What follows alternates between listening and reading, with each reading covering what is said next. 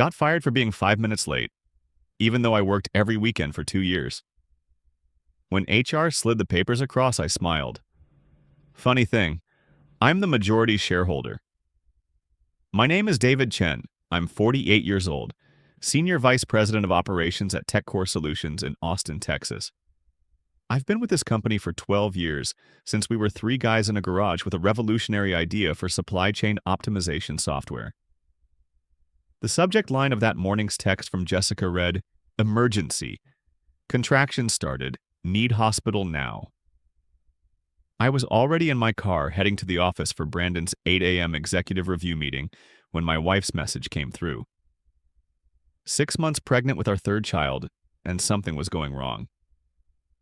I'd co-founded TechCore with my MIT roommate Tom Rivera and our computer science professor Dr. Alan Hoffman. We'd started with $50,000 in savings, a brilliant algorithm, and the kind of naive optimism that lets 26-year-olds think they can change the world. Turns out, sometimes they can. Our supply chain software revolutionized how Fortune 500 companies manage logistics. Within 5 years, we'd gone from garage startup to $200 million in annual revenue.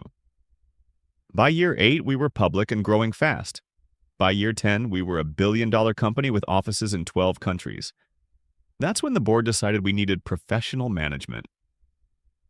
Brandon Clark arrived 6 months ago like a hurricane in a $3,000 suit. 32 years old, Harvard MBA, 5 years at Goldman Sachs, and absolutely convinced that everything we'd built was inefficient, outdated, and in desperate need of optimization. His first company-wide meeting was a masterclass in corporate speak. We're implementing a comprehensive operational restructuring to maximize shareholder value and position TechCore for explosive growth in the evolving marketplace, he announced to the assembled staff. I raised my hand. What does that mean in practical terms? It means we're eliminating redundancies and streamlining decision-making processes, he said with practiced confidence. Some legacy positions may no longer align with our growth trajectory. My friend Sarah Davis, our chief legal counsel who'd been with us for 8 years, leaned over and whispered, "Translation. He's planning to fire everyone who remembers what this company used to stand for." Brandon's changes started immediately. The open office policy that had fostered collaboration was replaced with productivity zones and scheduled interaction periods. The Friday afternoon team meetings where we'd brainstormed and solved problems together were eliminated as inefficient use of executive time. The generous vacation policy that had helped us retain top talent was restructured to industry standard minimums. Most painful was watching what happened to Tom Rivera. My co-founder, the brilliant programmer who'd written the original algorithm that made TechCore possible, was gradually marginalized into a strategic advisory role that meant absolutely nothing. Brandon treated him like a relic, someone whose contributions belonged to the past rather than the future. He's systematically erasing our history, Tom told me during one of our increasingly rare conversations. Every decision we made, every value we built this company on, he's rewriting it as legacy inefficiency. Think he'll try to force us out completely? I asked. You, definitely. You've got too much influence with the engineering teams, and you actually understand how our software works. Me? He's already started. I'm not invited to product development meetings anymore. My access to the code repository was downgraded last week. Tom was right. I'd been noticing the subtle signs for months. My input was no longer requested for strategic planning. New project assignments came through email rather than face-to-face discussions. When I raised concerns about rushing product releases without adequate testing, I was told to focus on execution rather than second-guessing strategic decisions. But I had advantages Brandon didn't know about. 12 years at TechCore meant I understood not just the technology, but the business model, the client relationships, and most importantly, the financial structure. When we'd gone public, I'd received stock options as part of my compensation package. Nothing dramatic, about 2.3% of the company. Standard for a senior founding employee. What Brandon didn't realize was that I'd been buying more shares ever since. Small purchases, spread across different investment accounts, never enough to trigger disclosure requirements.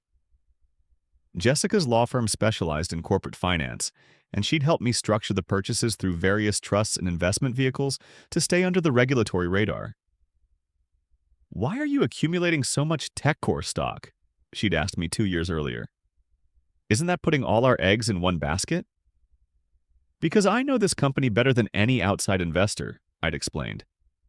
"I know which products are going to succeed, which contracts are going to renew, which innovations are coming down the pipeline. If I can't make money investing in my own work, what's the point?" By the time Brandon arrived, I owned about 12% of TechCore through various accounts. Not enough to control anything, but enough to pay attention when the stock price fluctuated. Brandon's arrival had actually been a gift in disguise. His modernization plans were leaked to investors through carefully orchestrated PR campaigns. Wall Street loved the narrative of a young, dynamic CEO bringing fresh thinking to a successful but stagnant technology company. The stock price jumped 40% in his first quarter, but I could see what the financial analysts couldn't. Brandon's efficiency improvements were actually damaging the company's long-term competitiveness.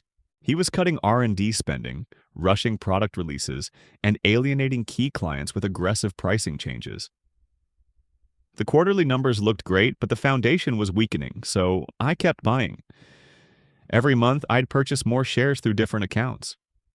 Jessica helped me set up investment trusts for our kids' college funds, all focused on TechCore stock. When my father passed away and left me $200,000, I put it all into TechCore shares. When Jessica got her partnership bonus at her law firm, we used it to buy more stock. "You're obsessed," she'd tease me. "Most people diversify their investments." "Most people don't have inside knowledge of billion-dollar companies," I'd reply. "I know Brandon's going to crash this stock price within 18 months. When that happens, I want to own enough shares to do something about it." The tipping point came when Brandon hired Mike O'Connor as Chief Financial Officer.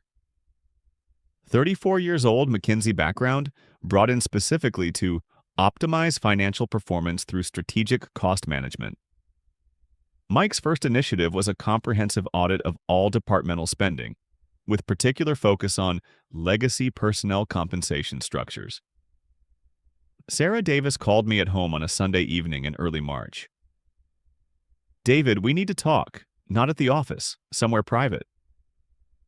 We met at a coffee shop near her house. Sarah looked tired, stressed in a way I'd never seen her. "Brandon's planning something big," she said. "Mike's been building termination files on about 15 senior employees. Your name's at the top of the list." "Based on what?" I asked. "Performance metrics, cost-benefit analysis, strategic alignment assessment. Corporate nonsense, but legally defensible. He's documenting every meeting you miss, every decision you question, every time you push back on his initiatives." "When?" "Soon. Mike's presenting the termination recommendations to the board next week. Brandon wants to clean house before the next earnings call." That's when I knew it was time to accelerate my plan. "Sarah, I need to ask you something confidential. As my attorney, not as TechCore's legal counsel." She nodded. "If someone hypothetically owned a majority stake in TechCore, what would be the process for calling an emergency board meeting?" Sarah's eyes widened. "David, what are you talking about?" "I've been buying shares for 2 years, quietly through various investment vehicles. I think I'm close to 50%, but I need to verify the exact number." "Jesus Christ, David. You could have told me. I've been worried sick about you losing your job." "I needed it to be secret until the right moment. Can you help me verify my holdings and prepare the paperwork for a board meeting?" "How many shares are we talking about?" I pulled out my phone and showed her a spreadsheet Jessica had prepared. Names of trusts, investment accounts, and purchase dates going back 24 months. "Best estimate is 48.7% of outstanding shares. I need to buy about another 2.5% to have majority control." Sarah stared at the numbers. "David, this is a corporate takeover. You're planning to seize control of your own company." "I'm planning to save it," I said. "Brandon's destroying everything we built. The engineering teams are demoralized. Our best clients are getting frustrated with the service cuts, and he's burning through cash reserves to inflate quarterly numbers. This can't continue. What do you need from me? Help me verify my share count and prepare the legal paperwork for an emergency board meeting. If Brandon wants to fire me, I'm going to let him. But I want to be ready to call that meeting the moment I sign the termination papers. The next week was the longest of my professional life. Every morning I'd check my email expecting a meeting request from HR. Every afternoon I'd watch Brandon and Mike having quiet conversations in the conference room, knowing they were planning my termination. Tom Rivera became my early warning system. Still technically an executive, still invited to some meetings, he could overhear Brandon's plans and keep me informed. They're moving fast, he told me Wednesday afternoon. Brandon wants to announce the restructuring by Friday. He's convinced the board that eliminating legacy positions will improve operating margins by 12%. What about severance? I asked. Standard package. 2 weeks pay, COBRA benefits, and a non-compete agreement that would prevent you from working in supply chain software for 18 months. Non-compete? Brandon's idea. He's worried about you starting a competing company or joining a rival. Doesn't want you taking TechCore's intellectual property to the competition. Thursday morning, Jessica went into premature labor. I was already dressed for work, reviewing Sarah's legal documents one final time, when Jessica called out from the bathroom. David, something's wrong. The baby's coming too early. 6 months pregnant, and her water had broken. I called 911, helped her to the car, and drove to Austin Medical Center with hazard lights flashing. The emergency room team took her straight to obstetrics, where Dr. Martinez confirmed what we already knew. Our baby was coming 12 weeks early. We're going to do everything we can to delay delivery, Dr. Martinez explained. Every day we can keep the baby inside makes a huge difference at this gestational age. I called Brandon's assistant and left a voicemail explaining the emergency. Family crisis, wife in hospital, would miss the morning executive meeting, but would be in touch as soon as possible. What I didn't know was that Brandon had already scheduled my termination meeting for 8 a.m. that morning. At 8:05 a.m., while I was filling out hospital admission forms, Brandon was telling the executive team that my absence from the mandatory meeting demonstrated exactly the kind of unprofessional behavior that justified his restructuring plans. At 8:15 a.m., while I was talking to Jessica's doctor about premature birth complications, Mike O'Connor was presenting my termination paperwork to HR. At 8:30 a.m., while I was calling my parents to explain the situation, Brandon was having his assistant send me a text message. David, need you in conference room B immediately. Urgent matter. I saw the message at 8:45 a.m. and called Brandon directly. Brandon, I'm at the hospital. My wife's in premature labor. I can't leave right now. David, we have a situation that requires immediate attention, he said. How quickly can you get here? I can't leave the hospital. Jessica might need emergency surgery. Can we handle this by phone? This needs to be handled in person, he insisted. How long before you can be in the office? I don't know. Maybe this afternoon, depending on what the doctors say. David, I need you here within the hour. This is a critical business matter. Brandon, my wife is in premature labor with our third child. I'm not leaving the hospital for a business meeting. Then I guess we have a problem, he said, and hung up. At 9 a.m., Jessica was moved to a private room where the medical team could monitor her condition and hopefully delay delivery for as long as possible. She was stable but needed bed rest and constant supervision. At 9:15 a.m., I received another text from Brandon's assistant. Conference room B at 10 a.m. HR will be present. Attendance mandatory. I showed the message to Jessica. You need to go, she said. This sounds like they're firing you. I'm not leaving you alone in the hospital. David, if they're firing you today, there's probably a reason they picked today. Go handle it. The doctor said I'm stable for now. My sister's already driving here from Dallas. Are you sure? I'm sure. And David, if they're stupid enough to fire you on the day our baby almost came early, make them regret it. I kissed her forehead and drove to the office. 25 minutes from hospital to TechCore headquarters, and I spent every minute of the drive preparing for what was coming. Conference room B was set up like a tribunal. Brandon at the head of the table, Mike O'Connor to his right with a stack of documents, and Patricia Williams from HR with her laptop open. "David, thank you for coming," Brandon said with practiced sincerity. "Please have a seat." "What's this about?" I asked, though I already knew. "We need to discuss some performance concerns," Patricia said, reading from her laptop. "There have been several incidents over the past few months that raise questions about your commitment to TechCore's strategic direction." "Such as?" Mike O'Connor opened his folder. "Chronic tardiness to executive meetings, failure to meet project deadlines, resistance to operational improvements, and, as of this morning, refusing to attend a mandatory management meeting." "I was at the hospital," I said. "My wife's in premature labor." "We understand there's a personal situation," Brandon said smoothly. "But the pattern of behavior predates today's incident. We've documented multiple instances where your performance hasn't met expectations." Patricia slid a document across the table. "This is a performance improvement plan, specific goals and deadlines for addressing the deficiencies we've identified." I glanced at the document. Impossible metrics, subjective goals, and a 30-day timeline that was clearly designed to justify termination.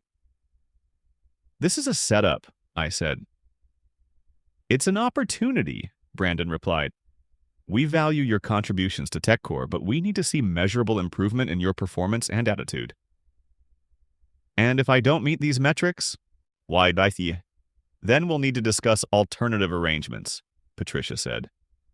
"Alternative arrangements meaning termination?" "Let's focus on the improvement plan," Brandon said. "We're confident you can meet these goals if you're committed to TechCore's success." I looked at the three of them, sitting there with their documents and their practiced corporate expressions, and I realized they had no idea what they were dealing with. "Can I have a moment to review this?" I asked. "Of course," Patricia said. "Take your time." I pulled out my phone and sent a text to Sarah Davis. "It's happening. Conference room B. Start the paperwork." Then I looked up at Brandon. "Actually, I don't think this is going to work." "What do you mean?" he asked. "I mean, I'm not going to sign a performance improvement plan that's designed to justify firing me in 30 days. If you want to terminate my employment, just do it." Brandon and Mike exchanged glances. This wasn't going according to their script. "David, we're trying to give you an opportunity to address these issues," Patricia said. "No, you're creating a paper trail to cover yourselves legally. I've been doing this for 12 years. I know how corporate terminations work." "If that's how you feel," Brandon said, "then perhaps we should discuss a different arrangement." "You mean severance?" "We're prepared to offer a generous package," Mike said, pulling out another set of documents.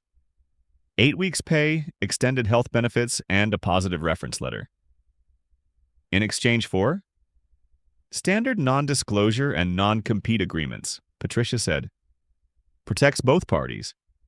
I looked at the severance agreement. 8 weeks' pay for 12 years of work.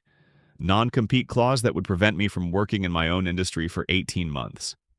NDA that would prevent me from discussing TechCore's business practices with anyone. "This is insulting," I said. "It's fair market value," Brandon replied, "considering the performance issues we've documented." "Performance issues? I've worked every weekend for 2 years. I've never missed a deadline. I've brought in more revenue than any other VP in company history." "That's debatable," Mike said. "No, it's not. It's documented in every quarterly report for the past 5 years." "David," Brandon said with condescending patience, "we're offering you a dignified exit from a situation that isn't working for anyone. I suggest you take it." I stared at him for a long moment. 32 years old, 6 months on the job, and he was dismissing 12 years of my life like I was some underperforming middle manager. "You know what?" I said. "You're right. This situation isn't working." I signed the termination papers without reading them. "Thank you for being professional about this," Patricia said. "Oh, I'm being very professional," I said, pulling out my phone. "Sarah, it's done. Call the meeting." "What meeting?" Brandon asked. I looked at him and smiled. "Funny thing about this termination, I'm actually the majority shareholder of this company." The room went silent. "What are you talking about?" Mike demanded. "I own 51.3% of TechCore's outstanding shares," I said calmly. "Purchased over the past 2 years through various investment vehicles, all properly documented and legally acquired." Brandon's face went pale. "That's impossible." "It's public record if you know where to look, which apparently you didn't." I stood up and walked to the conference room phone. "As majority shareholder, I'm calling an emergency board meeting for 2 p.m. today. All current board members are required to attend." "You can't do that," Brandon said. "Actually, I can. It's in the corporate bylaws. Majority shareholder has the right to call the emergency meetings with 4 hours' notice." Patricia was frantically typing on her laptop. "David, even if this is true, you just signed a termination agreement. Which is void if it was signed under fraudulent circumstances," I said. "Since nobody bothered to verify my shareholder status before terminating me." Mike O'Connor looked like he was going to be sick. "How much stock are we talking about?" "Enough to replace the entire executive team," I said. My phone buzzed with a text from Sarah. "Board meeting confirmed for 2 p.m. All members notified. Tom's prepared to present the operational analysis. Jessica says good luck and the baby's stable." "Gentlemen, lady," I said, heading for the door. "I'll see you at the board meeting." "Oh, and Brandon, you might want to update your resume." The emergency board meeting was a masterpiece of corporate theater. TechCore's 5 board members, 3 external investors, and 2 company representatives assembled in the main conference room while Sarah Davis presented documentation of my majority shareholding. "Mr. Chen has acquired 51.3% of TechCore's outstanding shares through legitimate market purchases over the past 24 months, Sarah explained. "All transactions were properly documented and filed with appropriate regulatory agencies." Board Chairman Robert Martinez, a veteran tech investor who'd been with us since the Series A funding, looked impressed despite himself.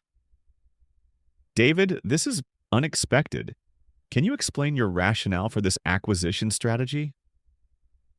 "I believe the company was undervalued and poorly managed," I said. "Recent performance data confirms both assessments."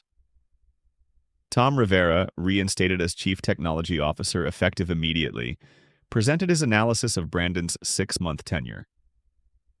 Declining customer satisfaction scores, increased employee turnover, delayed product releases, and financial metrics that looked good quarterly, but showed alarming long-term trends. "Mr. Clark's management style has damaged relationships with key clients," Tom explained. "Microsoft is considering switching to a competitor. Amazon has expressed concerns about service quality. Our employee retention rate has dropped to 67%, the lowest in company history." Brandon tried to defend his record, but the numbers were devastating. His efficiency improvements had indeed cut costs, but they'd also eliminated the innovation and customer service that made TechCore successful. "The board recognizes Mr. Chen's majority shareholder status," Robert Martinez announced. "As such, he has the authority to nominate new executive leadership." "I nominate myself as CEO," I said. "Tom Rivera as CTO, Sarah Davis as Chief Legal Officer, and we'll be conducting a search for a new CFO who understands technology companies." "What about current management?" asked board member Linda Kim. "Mr. Clark and Mr. O'Connor's employment is terminated effective immediately," I said. "Standard severance packages, no non-compete agreements." Brandon finally found his voice. "You can't do this. I have a contract." "Which includes a clause allowing termination by majority shareholder vote," Sarah said, sliding a document across the table. "Your contract, page 12, paragraph 4. Mike O'Connor was already packing his laptop. Smart man. The vote was unanimous. 3 months later, TechCore's stock price had recovered to pre-Brandon levels. Employee satisfaction was up, client retention was improving, and we'd launched 2 new products that had been delayed under Brandon's cost-cutting regime. Jessica delivered our son, Michael, at 34 weeks. He spent 6 weeks in the NICU but came home healthy and strong. We named him after Mike O'Connor, who'd actually turned out to be an ally. He'd been documenting Brandon's questionable financial decisions and was prepared to testify if needed. Tom and I reinstated the Friday afternoon brainstorming sessions, the generous vacation policy, and the open office culture that had made TechCore successful in the first place. We also implemented new governance structures to prevent future hostile takeovers from within. Sarah became my chief operating officer, and we hired Jessica's law firm to handle our corporate governance. Family business done right. 6 months later, I received a LinkedIn message from Brandon Clark. He'd landed a position at a private equity firm in New York, where his cost-cutting expertise was apparently valued. He wanted to congratulate me on TechCore's recovery and suggest that there were no hard feelings about our professional disagreement. I didn't respond. Some lessons have to be learned the hard way, but sometimes I think about that termination meeting, when 3 people with impressive credentials and corporate authority tried to dismiss 12 years of my life because I was 5 minutes late to a meeting while my wife was in premature labor. They thought they were eliminating a problem employee. What they actually did was hand control of a billion-dollar company to someone who understood its value better than they ever could. Because at the end of the day, there's a difference between managing a company and owning it. And that difference is worth more than any MBA will ever understand. Subscribe if you agree.